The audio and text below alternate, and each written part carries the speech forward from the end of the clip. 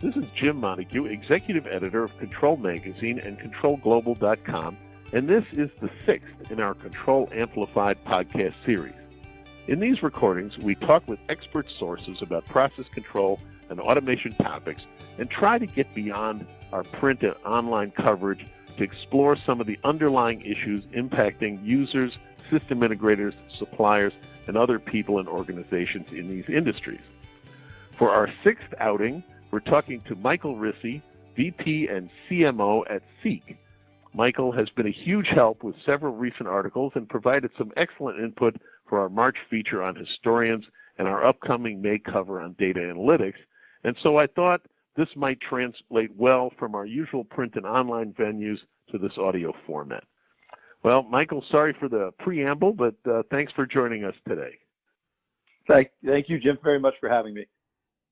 All right, let's get started then. First of all, I've just got to tell you, I've been having a hard time getting good answers for that May cover article on data analytics, to the point that I suspect that the process control field maybe doesn't know what data analytics actually are. So I guess my first question is, what did data analytics used to be in the process industries, and then, what's it been turning into more recently? How many clipboards are still out there? Well, that's a great question. There's two things. I'm not sure yet that a majority of, or that data analytics have or has changed. What it has been is pretty much what it still is. I do think that will change in the future, but right now, sort of present and past look fairly similar to me. And what that actually mean? Well, what that actually mean? It depends on who you ask. Like, analytics is this wildly abused term. Analytics means whatever you want it to in terms of getting insights from data. So for some people, it might be statistical process control, SPC. To some people, it might be APM, asset performance management. To some people, it might simply be visualization, like dashboards and ways to look at data. But I will tell you that for most people, the majority of the time, analytics means spreadsheets. It means the same thing today that it's meant pretty much for the last 30 years, because you look at the history of the historian and you look at the history of the spreadsheet, they kind of evolved together, and they're still together. And so what's analytics? Well, it can be a lot of different things. But for most people, most of the time, it's the spreadsheet, the same answer they've had last year, 10 years ago, 20 years ago, in terms of getting insights out of data. So we haven't seen a switch yet, because that's what it's been, that's what it is. So, so in light of that history, and this is just another area where things are somewhat calcified, I guess, have the data analytics tools and techniques, themselves been changing some? Is it just all software and all in the cloud? But what's going on when you get there? Right. So there's two things that are going to happen. One is, as data moves to the cloud, or what we could say is replatform, as data is replatformed, which is becoming more and more common, when that happens, what happens with customers is they tend to look at the whole stack. They tend to look at the storage, and they tend to look at the analytics. So as data gets replatformed to the cloud, aggregated to the cloud, collected to the cloud, sent to the cloud, people start thinking about the cloud as the place where data goes. They're going to think about, where should it get stored, in which public cloud, or in which private cloud, or in which service, and how am I going to get those insights out, right? They're going to rethink it. So it's just like if you move houses, you end up with new furniture. If you get a bigger house, you get new furniture. If you get a smaller house, you downsize, you get less furniture. But your furniture moves with your house, or changes with your house. Analytics changes with where your data is. That's one thing that's going to happen. That's cloud-based. The other thing that's going to happen, and that is happening, and certainly we're a part of this, is advanced analytics. And that's a little silly. I just put advanced in front of analytics as if it's something different. But advanced analytics is a specific term that McKinsey and Gartner and other analyst firms use to describe analytics which is empowered by, enabled by, accelerated by innovation, big data innovation, machine learning innovation, advanced algorithm innovation, open source innovation. It's bringing innovations from the computer science world, tapping Silicon Valley, and bringing them into the process manufacturing analytics space. And those two things, the cloud replatforming, a chance to take a fresh look at what you're using for insights. Number two, advanced analytics, bringing this innovation in to assist engineers and other subject matter experts getting insights more quickly. So then, as I understand it, I mean, it's much better, obviously, to go from the static spreadsheet that you can't manipulate really, and you can't you can't make better decisions with right away. So we've got the cloud and having things online can help with that. But then maybe reiterate a little bit. The advanced analytics would be then having some kind of algorithms or other. Is it using algorithms or other predetermined instructions to then get better data and better decisions? Is that fair to say? Well, we can't help you with better data, but we can certainly help with better decisions. And the analogy I'd make is, first of all, let's leave it in the hands and leave the investigations up to engineers, process engineers, subject matter experts, quality engineers, reliability engineers, instrument engineers, analysts, other people with expertise, education, experience in the plant and the processes, right? They're the ones who know what's going on. They're the ones who know what they're looking for. That's part one. The second thing is, let's enable them to find those insights more quickly, leveraging these innovations, advanced analytics, and so forth. So how will that change, right? So, okay, great, that's a lot of words. What does that really mean?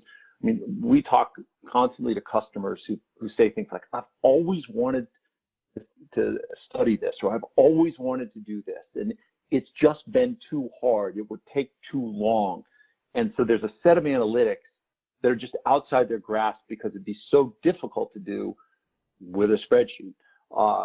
And then there's another set which they do, but they're still, I mean, they do with the analytics and spreadsheets and so forth, but it's taking them hours and weeks to accomplish this. So you get two things. You get faster analytics on what you're doing, better insights sooner, ability to make decisions, put them in place. And then there's this second class of things that are currently outside the scope, they're too difficult, that you bring into the scope and that are now accomplishable. And what I mean by that is, if something was going to take 400 hours with a multi-person project in order to investigate some particular, analytic on a particular type of asset, you can bring that down to within an hour. That just opens up all sorts of possibilities for what you can study and how quickly you can make an impact on a process or business outcome. So then maybe what are some examples of the new places where, data analytics are being used that, maybe they weren't before because they were too costly or difficult? There's no one center of gravity to that, right? You're looking across all process manufacturing verticals. You're looking at all the key outputs, yield, energy usage, asset availability, margins. The issue is because those things aren't changing. They were what they were before. They are what they are today. They're going to be the same tomorrow. You want to do better, continuous improvement. How do you do better? You make better decisions. How do you get better decisions? Enable better analytics that can help you drive decisions more quickly. And so I don't think the problem set changes so much as expanding the types or the number of challenges that these engineers will be able to take on. Well, I was just wondering, is there any particular industries that are doing this more than others? I'm always surprised to find out oil and gas and chemical are a little further ahead on control and automation than pharma and others because the margins are smaller in certain industries, and so they got to seek out improvements where folks where the margins are larger, they can be set in their ways for longer periods of time. Well, it's funny you mentioned that industries. Yeah, I was going to list all three industries you just mentioned. What was interesting to me was a couple years ago, pharma actually looked like they were investing further faster because of the challenges with oil prices. Today, things maybe have balanced out a little bit. So you've got more going on in the oil and gas and chemical space, but pharma is not far behind. The size of the market and the margins and the impact of decisions in oil and gas assets and availability and plant uptime is just huge, amazing, millions of dollars per day, if not per hour. So they certainly have the biggest compelling force behind them in terms of improving analytics. But then you find examples all over, across all industries. Water industries, that are more interested in smart water or buildings with smart buildings or smart campuses. So it gets dotted across the landscape, but you nailed it. The oil and gas, chemicals, pharma, in general, will look like the leading edge of innovation. Yeah. So do you yourself or Seeq have any experiences or best practices that you can share about applying data analytics that listeners can maybe use in their own processes and facilities, and they can become one of those smart facilities or campuses? Well, you help me out on this, but I think Einstein would do, the definition of insanity is to do the same thing and expect a different result. So something's going to have to change, right? And it's not going to be the people. The engineers have the expertise, and I said this a minute ago, I'll say it again. The engineers have the expertise and experience. They're the ones who need to be enabled to find these insights to improve outcomes. So your people shouldn't change. That's who you want to leverage. Your data shouldn't be required to change.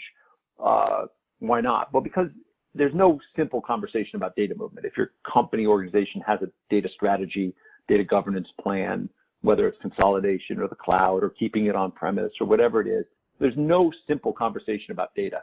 And so data should not be expected to change to enable new insights. So if you're not going to change your people, you're not going to change your data, what can you change? Well, you can change your applications. You can change the software applications, the advanced analytics applications that people can take advantage of to get those insights more quickly. And that is certainly our approach at Seeq. It's what we're doing. But without, whether it's Seeq or something else, assuming the people and assuming the data, something's got to change. And the software and the applications that you should be the simplest of the three in terms of flexibility.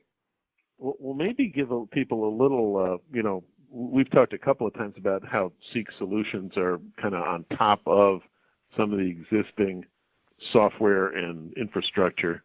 Just maybe give a nutshell about that too. Sure. So what is Seeq? First of all, Seeq is an advanced analytics application. What that means is we are first and foremost an application. We're for engineers and process engineers. We're an application in the sense of productive, interactive, empowering, good associations, hopefully, with applications, software applications that people use. We are advanced analytics. Under the covers, we're taking advantage of the innovations that we get out of Silicon Valley, the big data, the machine learning, open source, cloud-based model, or on-prem.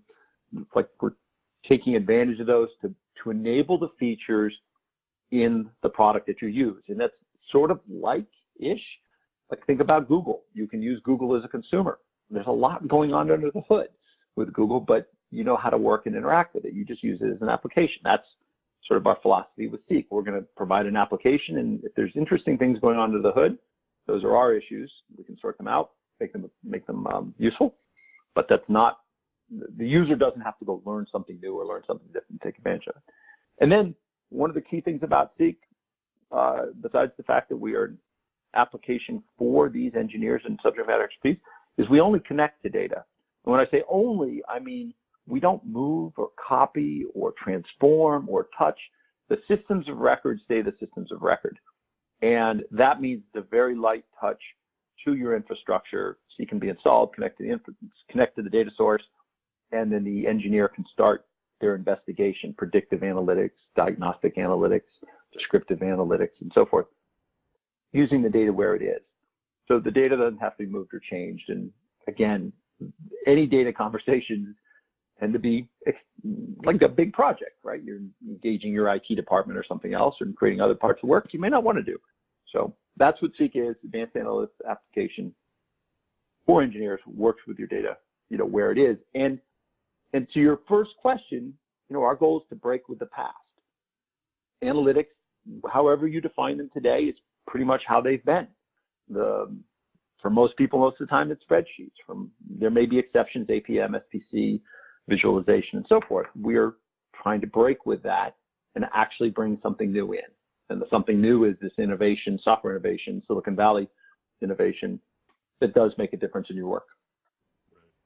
I was a little, I must say, you said that, well, the data shouldn't have to change and the people shouldn't have to change. And I'm always like, oh, man, I can't, maybe, I'd like to be a little more optimistic and thinking maybe they can change a little bit because, everybody gets a smartphone and the people may not have changed, but they're sure behaving differently than they used to. So I was thinking, is there any changes in perspective or psychology needed to tackle, better data analytics on the plant floor? But first of all, let me correct myself because I don't want to be misunderstood. When I say the people don't have to change, I mean you don't have to go hire new people, or that there's some group of people out there that, the engineers aren't the right people. We're going to go talk to these other people. No, the engineers have to be swapped out or replaced, or there's some new audience.